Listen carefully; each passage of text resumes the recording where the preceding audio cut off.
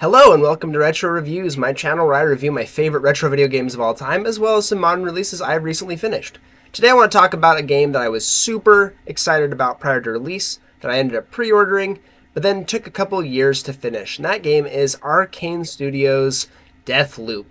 Now I'm a huge fan of the Dishonored franchise. I thought the first Dishonored game is definitely one of Arkane, probably Arkane's best work, one of Bethesda's best published works, period. I really loved how Dishonored played. I loved the setting. I loved the game mechanics. The combat was fun and satisfying. Dishonored 2 was a fantastic follow-up. I really enjoyed it. That one also took me a while to finish. I just came back to it later after playing some other games and still really enjoyed it. And Deathloop kind of followed the same thing. There are a few reasons why. Now, Deathloop got mass critical acclaim prior to its launch. It got lots of 10 out of 10 reviews.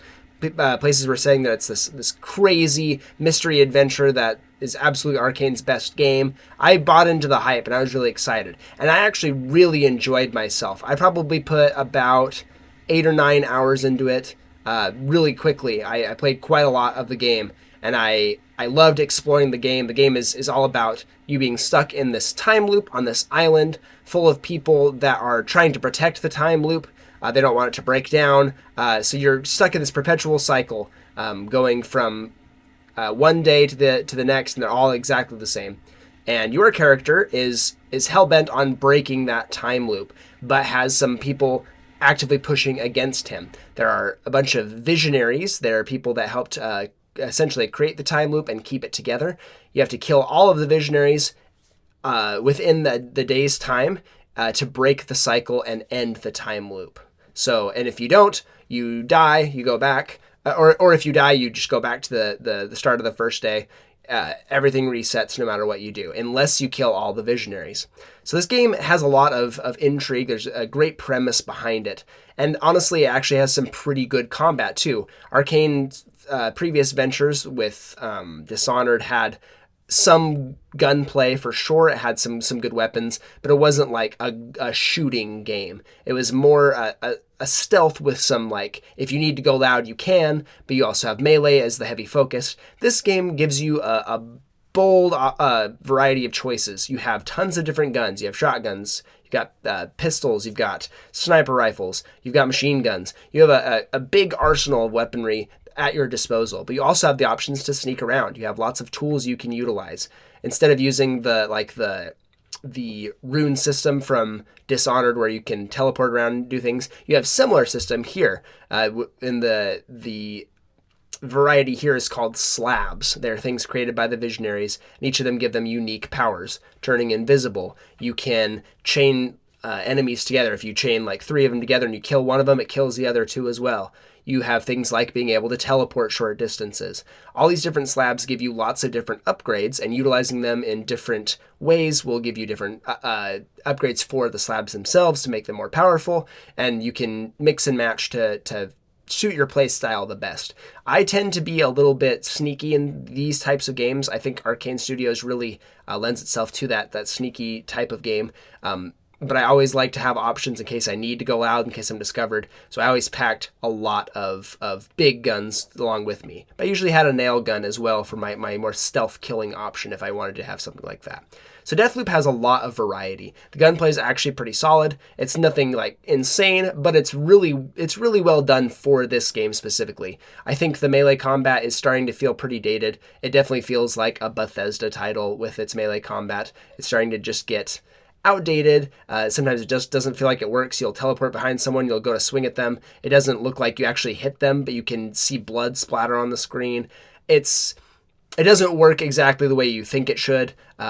But again, it's fine. It works well enough. If you're going for a stealth kill, those are usually executed very well. But if you're going loud and you're trying to get in there with melee combat, it gets a little janky at times. But for the most part, this game actually runs really, really well. And I could understand from when I first started playing for the first few hours that this game absolutely deserved all the acclaim that it was getting. But after a while, I started to see the cracks start to form. So this game really hinges on this mystery of the time loop that you're stuck in, the dialogue between Colt and Juliana, the main antagonist, who's trying to keep you down. She has access to your radio, so you're talking to each other constantly. There's a lot of banter between the two. I think the voice acting in this game is actually top notch. It's completely superb. I love what they do with it, especially Colt and Juliana. They have some really great dialogue together, and almost every cycle you'll get a new thing of dialogue to go. So you can play the game for a long time and still get lots of new lines. It's pretty funny. That their exchanges are pretty hilarious. And all the while you're trying to track down these visionaries and figure out how you can kill them all in a single day, Juliana randomly will invade your game and try and kill you. And you cannot exit the level until you have dispatched Juliana and hacked the terminal to open up the tunnels where you can escape. It's really cool. And the way that the Arkane implemented this is it actually gives a multiplayer focus. You can invade other people's games as Juliana, utilizing your own slabs and your own weapons and everything to try and ruin their day, which is actually pretty funny. I remember it always felt like I felt really annoyed when Juliana would invade my game, but it would also be really tense because I didn't know what the heck she was going to do. Because again, it's a player character now. You are fighting against another person.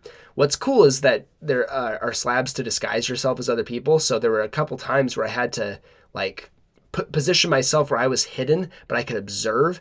And I found one point where I saw one of the NPCs behaving kind of weirdly. I'm like, yep, that's someone trying to disguise themselves as Julian. And I was able to take them out, surprise them, get the jump on them. But other times you get jumped on and it's terrifying. It adds a lot of tension to your game plan. All of a sudden it throws a big wrench in what you're trying to do.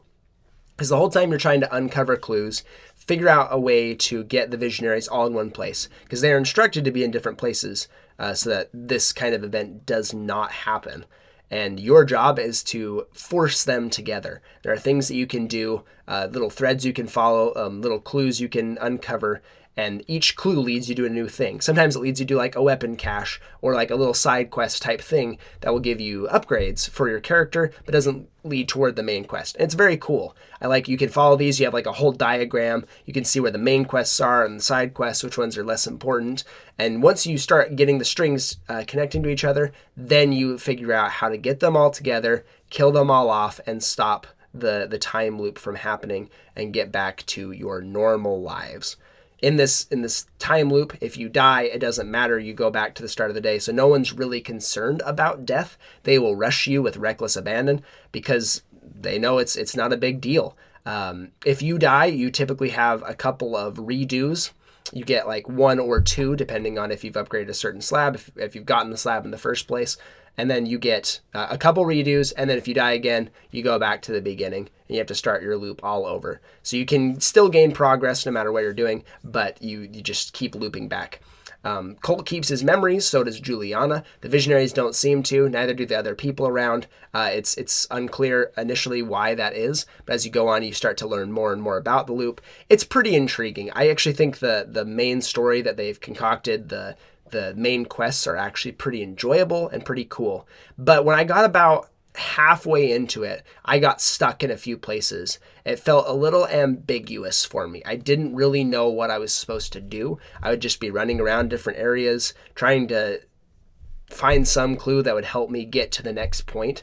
And sometimes I just wasn't understanding the clue that I was given that preceded this next piece that I was looking for. Didn't understand what it was talking about. So some of the times I feel like the puzzles just aren't exactly clear or aren't as well made.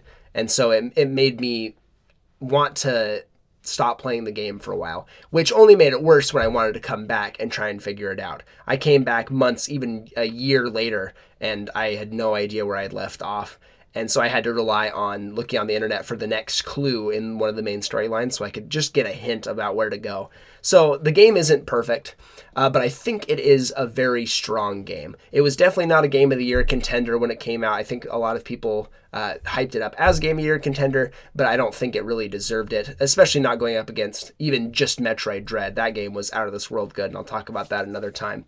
But returning to it, I had a ton of fun. I put another 4 or 5 hours into the game to finally finish it, and I had a blast, honestly. It's a very fun-filled game, and if you need some help, I would recommend looking up online just for little hints and clues to get to the next stage of it, and then keep progressing on your own. The more you figure out by yourself, the more enjoyable the game is. The mystery is most of the meat of the game. So if you're circumventing that by only using guides, you'll miss out on a lot. But there will be times when you probably need to use it because it gets boring just going at the morning to one of the areas and looking around and not finding what you're looking for. There are 4 different areas you can go to, and they change based on what time of day it is. So there's a lot of trial and error that can happen, and not a lot of doing the trial and error sometimes just feels absolutely fruitless, and that can be frustrating at times.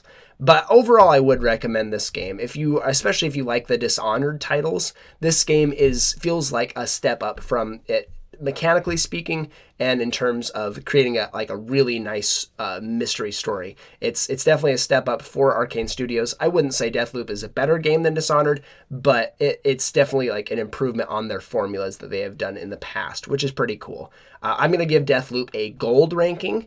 And specifically, if you've played those Arkane Studios, this is one that you definitely want to play. It's very fun. It's very interesting. There's a lot of intrigue. And I think there's a lot of good game here and not a whole lot of frustrating or bad game. So that's what I have to say today, and I will see you on the next one.